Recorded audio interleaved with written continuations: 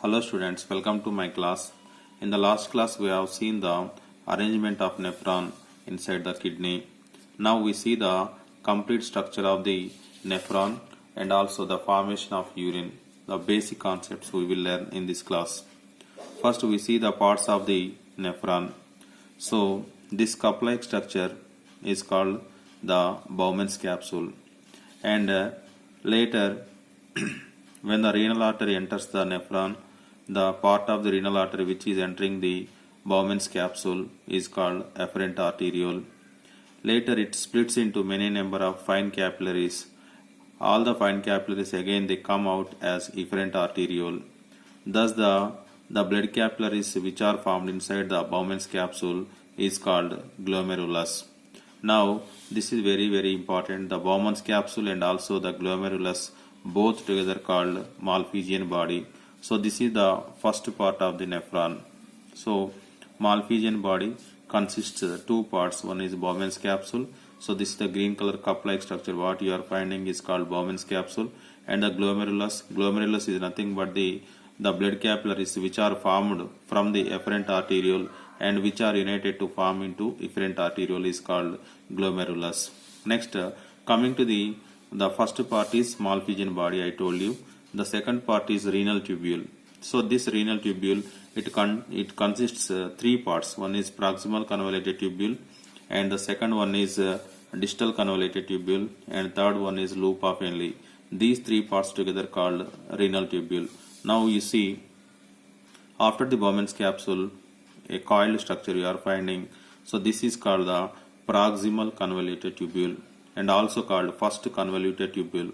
Next, this proximal convoluted tubule, it is already in the last class I told you that it extends into the medulla, and this portion is called loop of Henle, which is like a hairpin like structure. Green color structure is called loop of Henle. Later this loop of Henle again it is coiled, means it is convoluted, and this portion is called the distal convoluted tubule or second convoluted tubule. So the PCT and also loop of Henle and also DCT, these three together called the renal tubule. So the Malpighian body and also the renal tubule both together is called as nephron.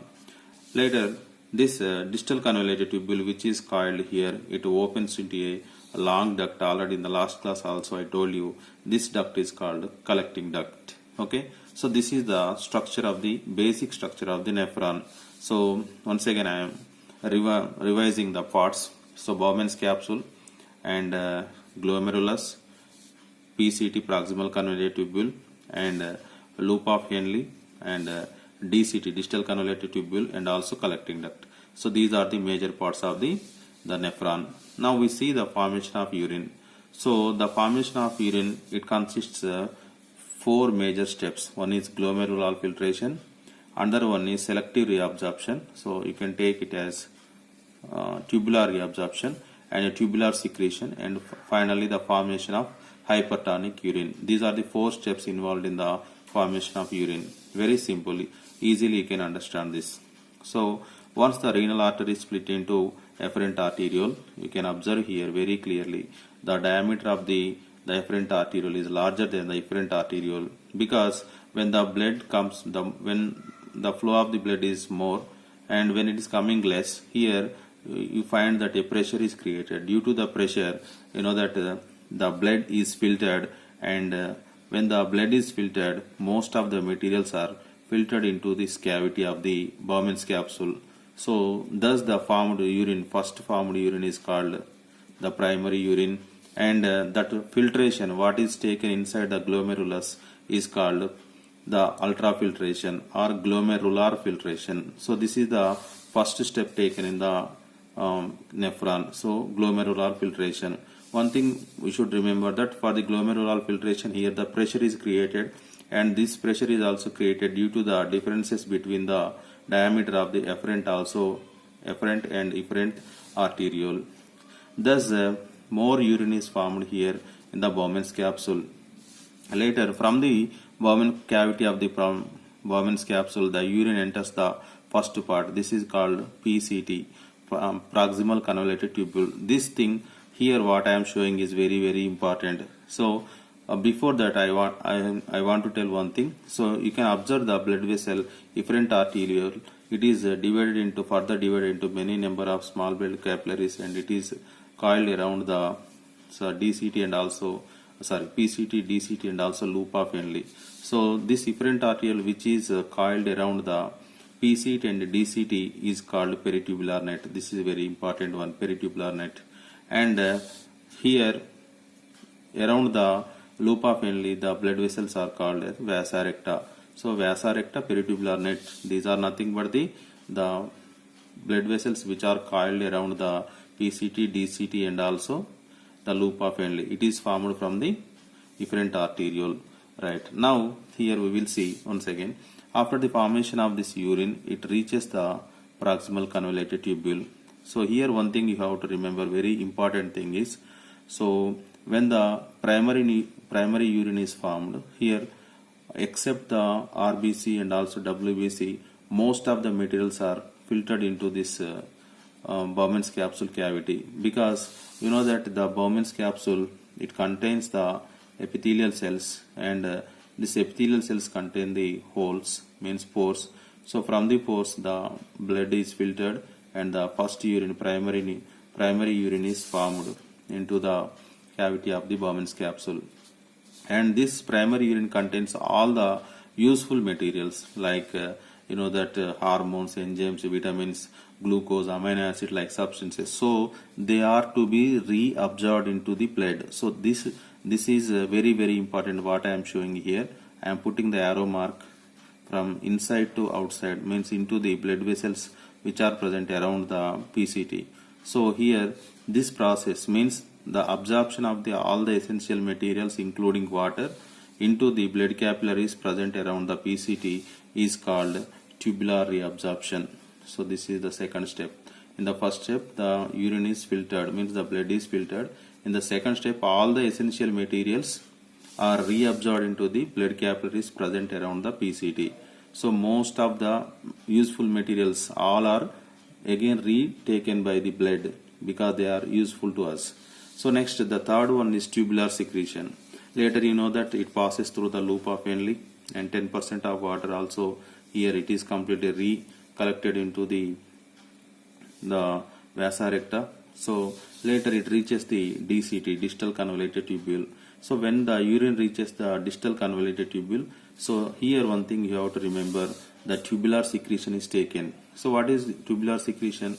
Actually the tubular secretion also taken in the PCT, but most of the materials are supplied, means excreted into the DCT. So once again we will see what is tubular secretion. So tubular secretion is nothing but if any materials are not filtered in this region, so again the materials will come into this come through the efferent arteriole and they are directly diffused into the DCT. So like the large waste materials, urea, uric acid, creatine, any other essential waste materials, if they are not filtered here, again directly they are taken into the distal convoluted tubule. So that process is called the tubular secretion. So the tubular secretion is taken, you should tell that in the DCT, but also in PCT, but so the major portion is taken in the DCT, distal convoluted tubule. So this is the third step. Tubular secretion is nothing but the materials which are not filtered in the Bowman's capsule are directly diffused into the DCT. That process is called tubular secretion. And the last one is formation of hypertonic urine. So once the urine reaches the collecting duct from the distal convoluted tubule, so it becomes more concentration, that's why it is called hypertonic urine. So for the formation of hypertonic urine, so one hormone plays vital role, that is called vasopressin. This is very important, vasopressin. It is also called antidiuretic hormone, ADH. So this is called antidiuretic hormone. So one thing you can remember very clearly, if the antidiuretic hormone is produced more, less urine is produced. If it is produced less, more urine is produced. So means it the work of the antidiuretic hormone is reabsorption of water. Suppose you see here, in the summer it is produced more, that's why it is produced more, so that's why we produce less amount of urine. In the winter it is less produced, so that's why the water is not reabsorbed and more urine is means released from the body. So thus the antidiuretic hormone is useful to extract, means to receive the total amount of the water for the formation of the hypertonic urine. So thus the hypertonic urine is formed in the collecting duct, and finally thus formed collecting duct already we discussed, it comes till the end of this collecting duct, and it opens into the pelvis through the calyx. Okay, so thus here the urine is formed, means finally when the nephrons filter the blood, finally it reaches into the pelvis region. Now what will happen, we will see now. So this is another thing. Once the urine reaches the pelvis, it comes to the urinary bladder through the ureters. Okay, so these ureters, by showing the peristaltic movements, they transport the urine formed in the kidney to the urinary bladder. Now come to the structure of the urinary bladder. So the urinary bladder is a sac-like structure, and two ureters are opening, and finally the urine reaches the urinary bladder. And where the urinary bladder opens into a duct, so this portion is called urethra. So in the male, it is called urinogenital tract because the sperm cells also pass through the same duct, but in the female, so it will be separate, means the urinary duct and also the vaginal duct both are different. Now when you observe this urethra, so the urinary bladder, it contains these two sphincters, we can say. So one is the you can see very clearly here, this is where the urinary bladder is opening into this urethra. So I have written the length of the urethra also. In female, you know that it is 4 centimeters approximately, and but in the male it is approximately 20 centimeters in the length. So now this where the urinary bladder is opening into urethra, here the sphincter is called internal sphincter. So this internal sphincter is involuntary, means once the urine is completely filled with urinary bladder is filled with the urine, so it automatically opens. So but now the external sphincter, which is present at the terminal part of the urethra, is the voluntary sphincter. So when the urine reaches here, the stretch receptors present in urinary bladder and also here, they give the information to the brain. Then we get the desire of the urine discharge, which is also called the process of micturition. Okay, so micturition is nothing but the discharge of urine. So but the micturition is voluntary function in the adult, it is involuntary in the children. So before that you should remember that two sphincters are present, internal and external.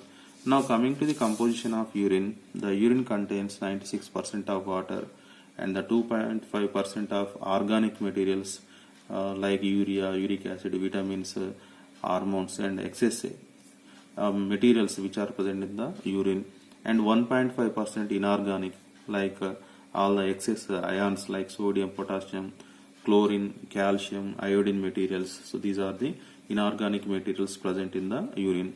And you know that urine contains the pale color. The reason is nothing but the urochrome. So urochrome forms by splitting of the hemoglobin.